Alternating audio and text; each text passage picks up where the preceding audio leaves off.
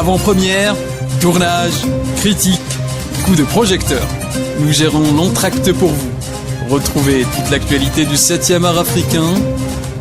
Ciné Efriqiya, le cinéma s'invite chez vous et c'est seulement sur Efriqiya FM.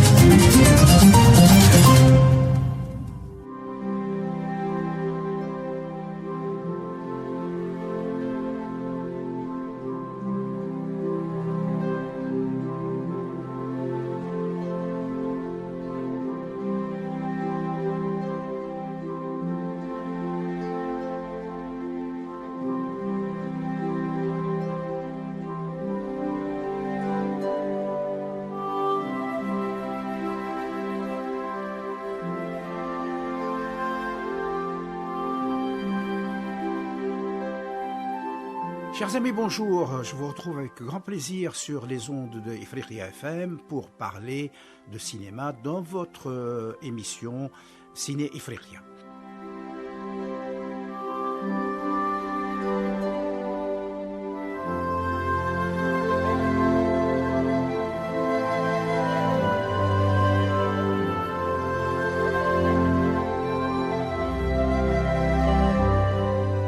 Nous avions commencé très récemment à parler de Souleymane Cissé. Donc je vous disais que c'était quand même quelqu'un qui est encore en vie et parmi cette génération des gens de l'indépendance, puisqu'ils ont grandi avec les indépendances, c'est quelqu'un de tout à fait remarquable et c'est un homme qui a réalisé une dizaine de films, mais toujours avec un très grand talent et qui a marqué l'histoire du cinéma africain.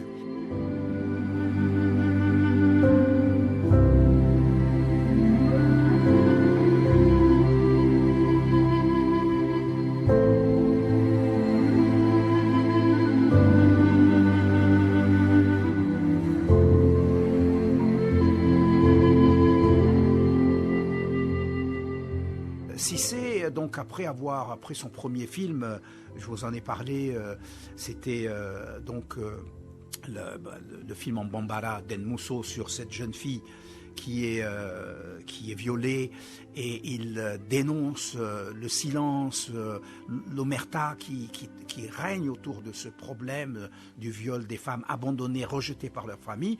Il a beaucoup de problèmes avec le ministère de la Culture de l'époque, qui va le suspendre, l'arrêter, le renvoyer de son travail de caméraman officiel et même l'emprisonner pour avoir accepté une coproduction.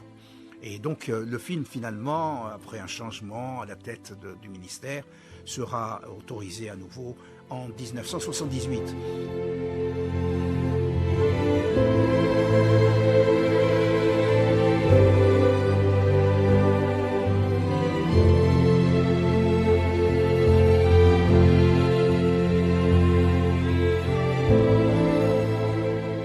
Souleymane Cissé reprend son métier, son rôle et sa position de fonctionnaire d'État, mais il prend une disponibilité en 1977 car il estimait que ses tâches officielles étaient trop contraignantes pour lui permettre de faire facilement et amplement d'exercer son métier de cinéaste, et donc il veut se consacrer entièrement au cinéma.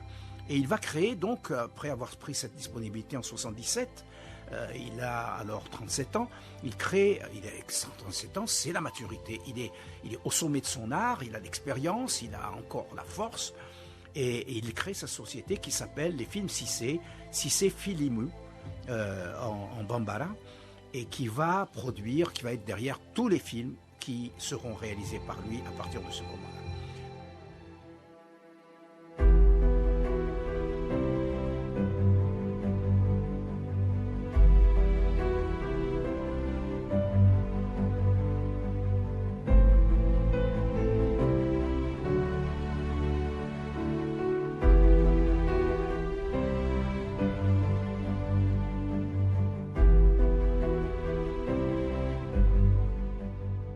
L'année suivante, en 1978, il réalise un deuxième long métrage qui s'appelle Bahara, le travail, et ce film reçoit directement les talons de Yenega au FESPACO, Festival panafricain du cinéma de la télévision de Ouagadougou, dont nous avons parlé amplement.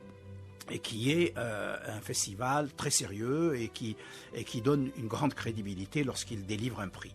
La même année, donc il a réalisé ce film qui relate l'histoire d'un jeune ingénieur révolté par l'attitude de son PDG et qui décide d'organiser une réunion avec les ouvriers pour faire valoir leurs droits. Mais son patron le fait aussitôt enlever puis assassiner. Ça, je vous parlerai plus en détail, je vais vous donner juste des éléments d'introduction pour les films qu'il a réalisés et ensuite nous reviendrons en détail sur chacun de ces films parce que c'est une filmographie exceptionnelle qui mérite qu'on s'y attarde.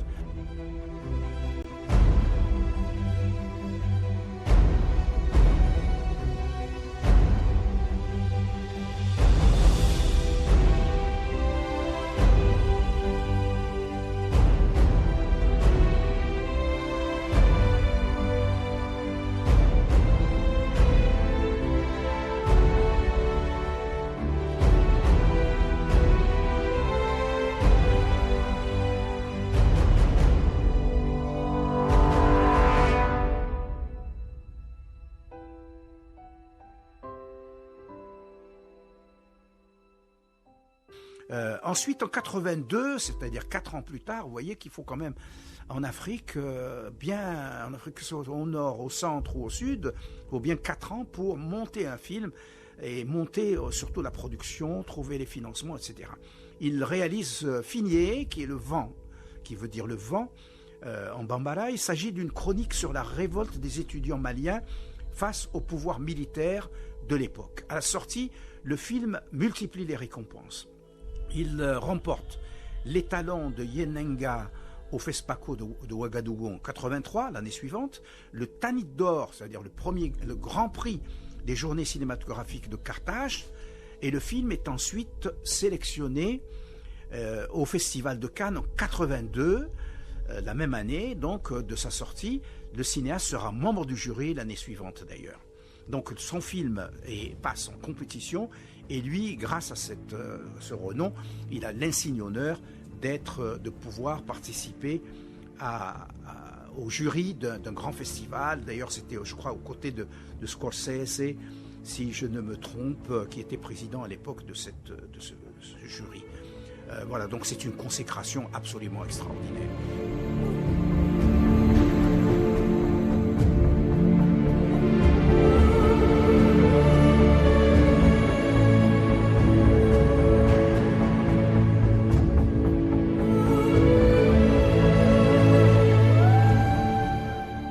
Sur une période de 4 ans, entre 84 et 87, il tourne, alors là, ça s'accélère, la consécration de Cannes, la reconnaissance internationale va lui ouvrir beaucoup de portes.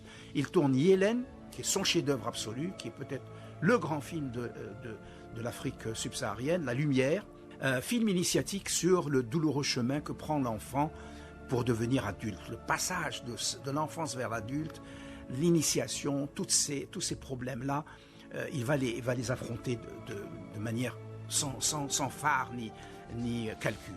L'histoire est inspirée de la tradition Bambara. Il obtient pour ce film le prix spécial du jury au Festival de Cannes 87, c'est-à-dire c'est le 2e prix après la Palme d'Or. C'est encore une nouvelle fois, une consécration extraordinaire.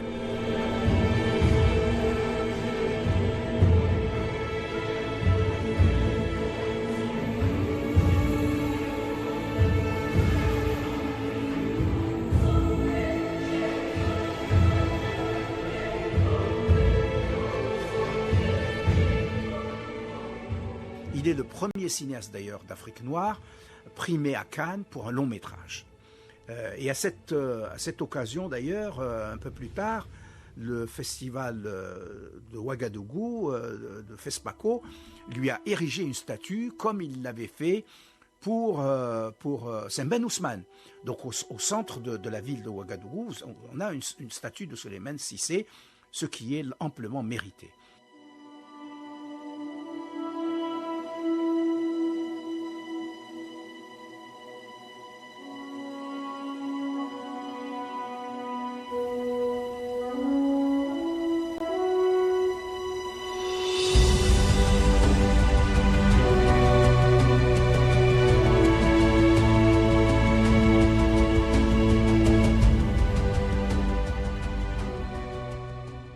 Souleymane Cissé tourne ensuite Wati, qui veut dire le temps en Bambara, en 1995.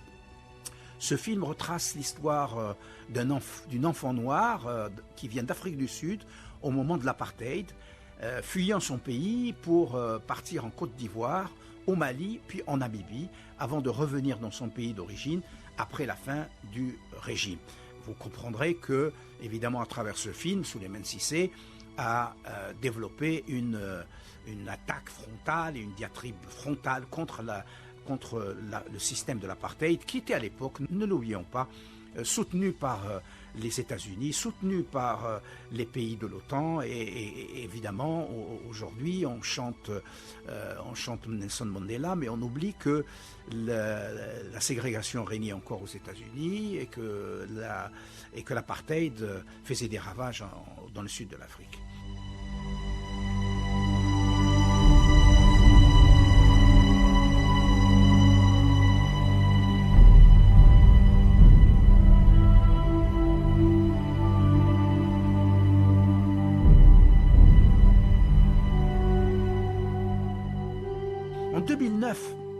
En 2009, Souleymane Cissé sort le film Minier.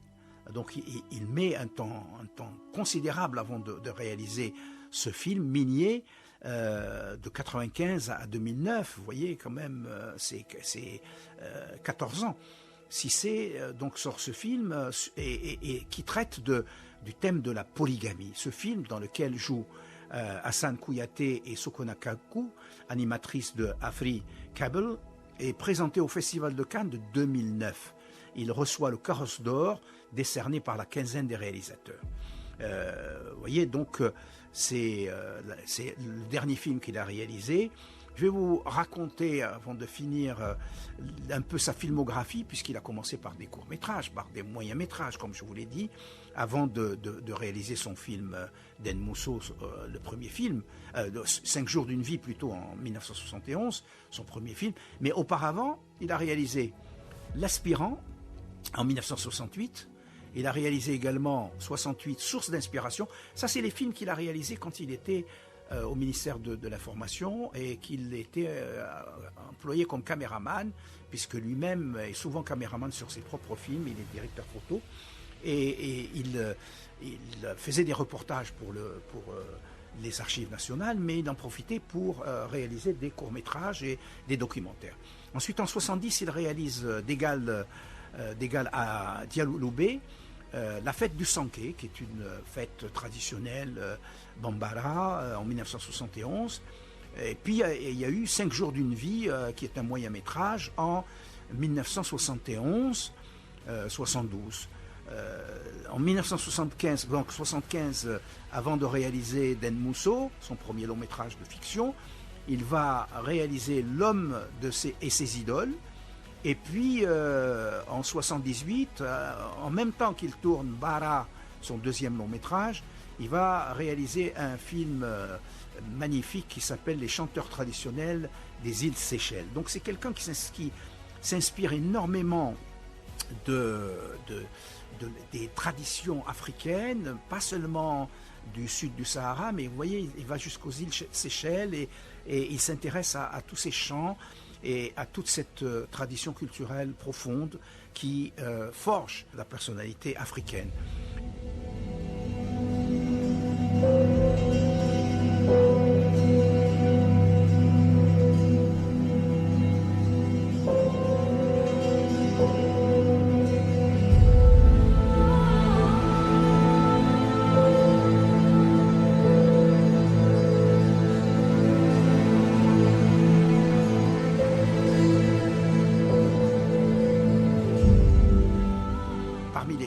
Que nous avons cités, je vous ai parlé de Den Mousso, de Bara, de Finier, de Yélène, Wati, Dis-moi qui tu es, Minier, et puis en 2015, je vous avais pas parlé d'un film qui s'appelle Oka, et qui est le dernier film qu'il a réalisé. Depuis, évidemment, Souleymane Cissé, on ne le voit pas beaucoup, mais je pense qu'avec l'âge, il a dû prendre un petit peu sa retraite. Il aide les jeunes, il se consacre à la formation. Il est, depuis 1997, président de l'Union des créateurs et entrepreneurs du cinéma et de l'audiovisuel de l'Afrique de l'Ouest, l'UCAO.